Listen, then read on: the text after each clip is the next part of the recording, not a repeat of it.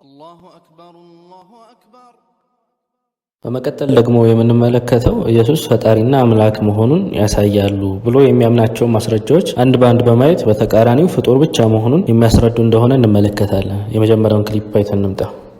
እኔ የሚገርመኝ እስልምናም የአብርሃም ዘር ነኝ ይላል፣ አይሁድም የአብርሃም ዘር ነኝ ይላል፣ ኦርቶዶክስም የአብርሃም ዘር ነኝ ይላል። ስለተመልኩ ሁሉም የአብርሃም ዘር ነኝ ነው የሚል። አብርሃም ግን እንግዲያማ አብርሃምን ካመንከው አብርሃም አባቴ ካል አብርሃም አቡክሙ ተመነ ከመይራ እለቴ ረሂ ወተፈሳ አብርሃም አባታችሁ የኔን ቀን ላይ ተመኘ አይቶ ደስ አለው አለችው። ይባስ ብሎ ነገር ሲያመጣ አንቀድመ ይትወለድ አብርሃም ሀሎቁ አለ አብርሃም ሳይወለድ እኔ ያለው እንጂ አድርጎ ጌትነቱን አስረዳ። እንደሰማችሁት ዮሐንስ ወንጌል ምዕራፍ 8 አንቀጽ 58 ነበር የተጠቀሰው። እዚህ አንቀጽ ላይ ቄሱን ጨምሮ ሌሎች ክርስቲያን ወገኖቻችን የሚያነሱት ሙግቶች በሶስት ከፍለን እንመለከታቸዋለን። የመጀመሪያው ከአብርሃም በፊት ነበርኩ ማለቱ ፕሪ ኤግዚስተንስ ወይም ቅድመ ህልውና ወይም ህይወት እንዳለው ያሳያል፣ ስለዚህ ፈጣሪ ነው የሚል ሙግት ሲሆን፣ ሁለተኛው ደግሞ የአይሁድ ድንጋይ ማንሳት ፈጣሪ ነኝ ማለቱ እንደሆነ በትክክል ስለተረዱት ነው የሚል ሙግት ደግሞ እንሰማለን። ሶስተኛው ደግሞ ዮሐንስ ምዕራፍ 8 አንቀጽ 58 ላይ ነበርኩ የሚለውን ቃል በግሪኩ ኤጎ ኤሚ የሚለውን ቃል ወስደው ዘጸአት ምዕራፍ 3 አንቀጽ 14 ላይ ሙሴ ስም ማን ነው ብሎ ያህዌ ሲጠይቀው የሰጠው ስም ነው፣ ስለዚህ ፈጣሪ ነኝ ማለቱ ነው ብለው የሚሞግቱትን በመጨረሻ መልስ ሰጥተንበት እናልፋለን። መጀመሪያ የምዕራፉን አውድ በሚገባ እንመልከት። እኔ ከአብርሃም በፊት ነበርኩ የሚለው አንቀጽ 58 ነው። ይህን አንቀጽ ለመረዳት ቢያንስ ከአንቀጽ 37 ጀምረን እንመለከታለን።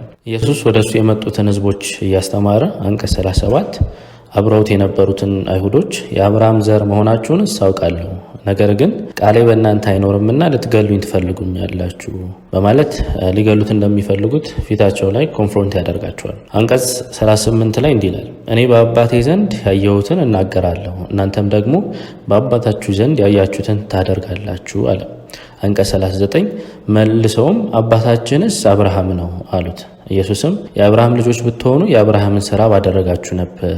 አንቀጽ 40 ነገር ግን አሁን ከእግዚአብሔር የሰማሁትን እውነት የነገርኳችሁን ሰው ልትገሉኝ ትፈልጋላችሁ፣ አብርሃም እንዲህ አላደረገም። አንቀጽ 41 እናንተ የአባታችሁን ስራ ታደርጋላችሁ አላቸው። እኛስ ከዝሙት አልተወለድንም፣ አንድ አባት አለን፣ እርሱም እግዚአብሔር ነው አሉት። እዚህ ጋር አሁን ፖዝ እናደርግና ያየነው ምንድን ነው? ለአይሁዶች ሁለት ጊዜ ልትገሉኝ ትፈልጉላችሁ በማለት ፊታቸው ነግሯቸዋል።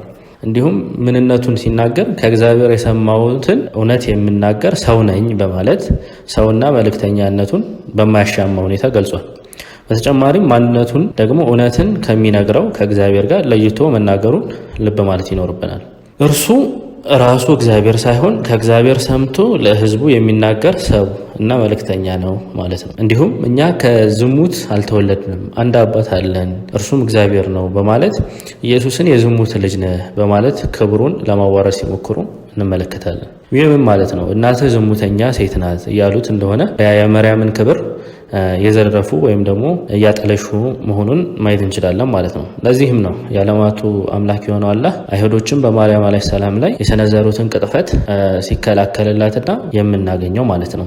ምዕራፍ 4 አንቀጽ 155 እስከ 156 ቁርአን ላይ እንዲህ ይላል፣ ቃል ኪዳናቸውንም በማፍረሳቸው በአላህም አንቀጾች በመካዳቸው ነቢያትንም ያለ አግባብ በመግደላቸውና ልቦቻችን ሽፍኖች ናቸው በማለታቸው ምክንያት ረገምናቸው። በእውነትም ከክህደታቸው ምክንያት አላህ በእርሷ በልቦቻቸውም ላይ አተመ፣ ስለዚህ ጥቂትን እንጂ አያምኑም ካለም በኋላ በመካዳቸውም በማርያም ላይ ከባድ ቅጥፈትን በመናገራቸው ምክንያት ረገምናቸው ይለናል። እንዲሁም ምዕራፍ 3 አንቀጽ 42ንም ስናይ መላእክትም ያሉትን አስታውስ፣ መርያም ሆይ አላህ በእርግጥ መረጠሽ፣ አነጻሽ፣ በዓለማትም ሴቶች ላይ መረጠሽ ብሎ ክብሯንና ኦነሯን ዲፌንድ ሲያደርግ ይነግረናል ማለት ነው። እንዲሁም ሌሎች ቦታዎች ላይ የመርያም ክብር ሲከላከልላት የምንመለከት ለዚህ ነው። አንቀጽ 42 ኢየሱስም አላቸው እግዚአብሔርስ አባታችሁ ከሆነ በወደዳችሁኝ፣ እኔ ከእግዚአብሔር መጥቻለሁና እርሱ ላከኝ እንጂ ከራሴ አልመጣሁምና ንግግሬን የማታስተውሉ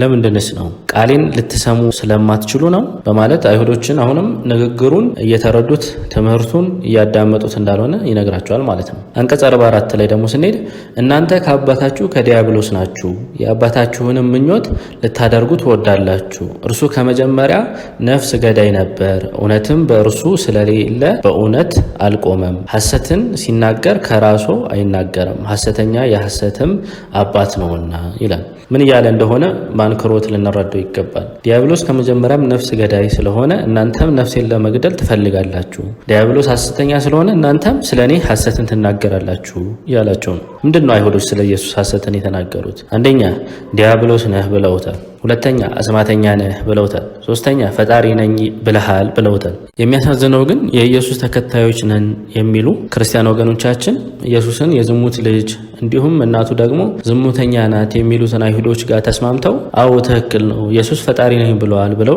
ሲያመልኩት መመልከታችን ነው። አንቀጽ 45 እንቀጥል። እኔ ግን እውነትን የምናገር ስለሆንኩ አታምኑኝም። ከእናንተ ስለ ኃጢአት የሚወቅሰኝ ማን ነው? እውነት የሚናገር ከሆንኩ እናንተ ስለምን አታምኑኝም? ከእግዚአብሔር ቃል ይሰማል፣ እናንተ ከእግዚአብሔር አይደላችሁምና ስለዚህ አትሰሙም አላቸው። 48 ላይ አይሁድ መልሰው ሳምራዊ እንደሆንክ ጋኔንም እንዳለብህ በማለታችን እኛ መልካም እንል የለምን አሉት። ኢየሱስም መለሰ እንዲህ አለ፣ እኔ ጋኔን የለብኝም፣ ነገር ግን አባቴን አከብራለሁ፣ እናንተም ታዋርዱኛላችሁ። እኔ ግን የራሴን ክብር አልፈልግም፣ የሚፈልግም የሚፈርድም አለ አላቸው። ስለዚህ የአይሁዶች የቀጠለ የማዋረድና ኢየሱስን ያልሆነውን ነገር ነህ የሚል የሐሰት ማንነት ማጠልሸት በማጋለጥ አምላኬ ብሎ የሚጠራውን አብን እንደሚያከብር እንደዚሁም ይህንንም ክብር ባላሳዩት ላይ የሚገባውን ፍርድ የሚፈርድ የኢየሱስ አምላክ የሆነው አብ እንዳለ አስታወሳቸው ማለት ነው። አንቀጽ 51 ላይ እውነት እውነት እላችኋለሁ ቃሌን የሚጠብቅ ቢኖር ለዘላለም ሞትን አያይም። አይሁዶችም ጋኔን እንዳለብህ አሁን አወቅን፣ አብርሃም እንኳን ሞተ፣ ነቢያትም እንዴት አንተ ቃሌን የሚጠብቅ ቢኖር ለዘላለም ሞትን አይቀምስም ትላለህ? በእውን አንተ ከሞተው ከአባታችን ከአብርሃም ትበልጣለህን? ነቢያትም ሞቱ፣ ራስህን ማንን ታደርጋለህ አሉት። እያወራ ያለው ስለ መንፈሳዊ ሞት ከፈጣሪ ጋር ተለያይቶ ስለ መኖርና ስለ ገሃነም ሲሆን እነርሱ ግን ሆን ብለው ስለ ምድራዊና ስጋዊ ሞት እያወራ እንደሆነ ተርጉሙት ማለት ነው። የአይሁዶች አጣሞ መረዳት እንደምንም ብለው ኢየሱስን የመግደል መሻት መቀጠሉን አሁንም መረዳት ይኖርብናል።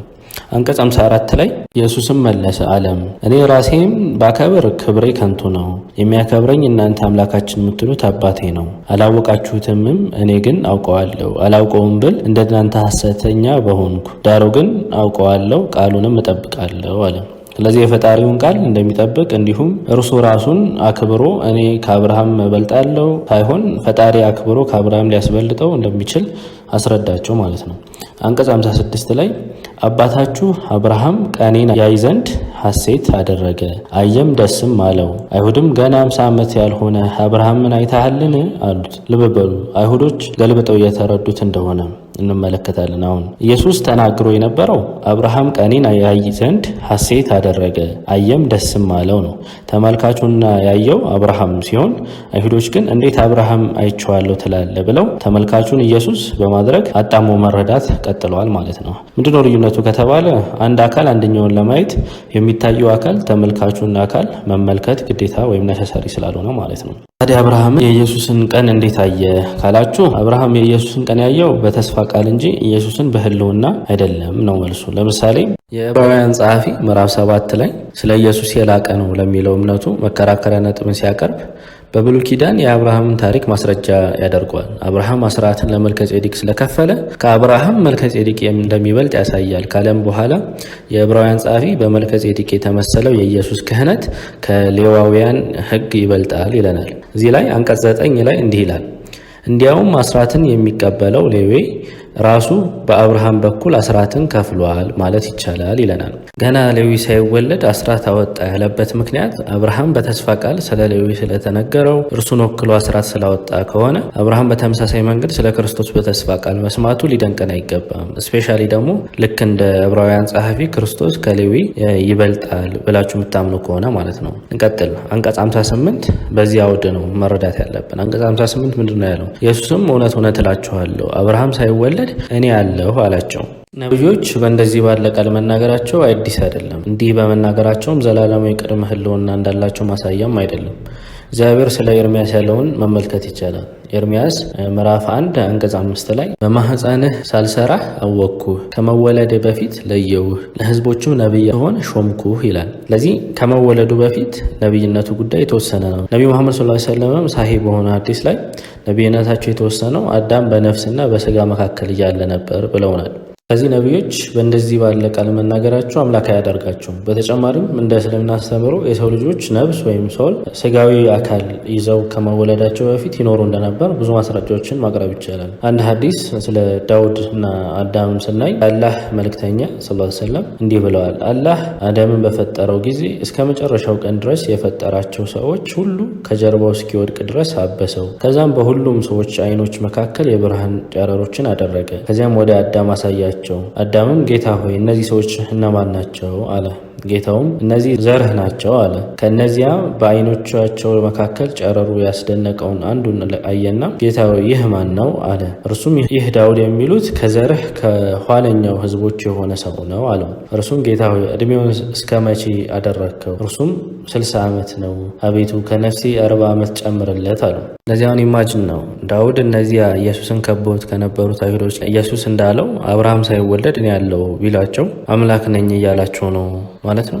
አይደለም። ስለዚህ ኢየሱስም ያለው አብርሃም ሳይወለድ እኔ ያለሁ ነው። መወለድ ደግሞ ምድር ላይ የሚከሰት ነው እንጂ አብርሃምም ኢየሱስም እኔም አንተም አንቺም ከመወለዳችን በፊት ነበርን፣ ኤግዚስት እናደርግ ነበር። በምን ደረጃ? በመንፈስ ደረጃ ማለት ነው።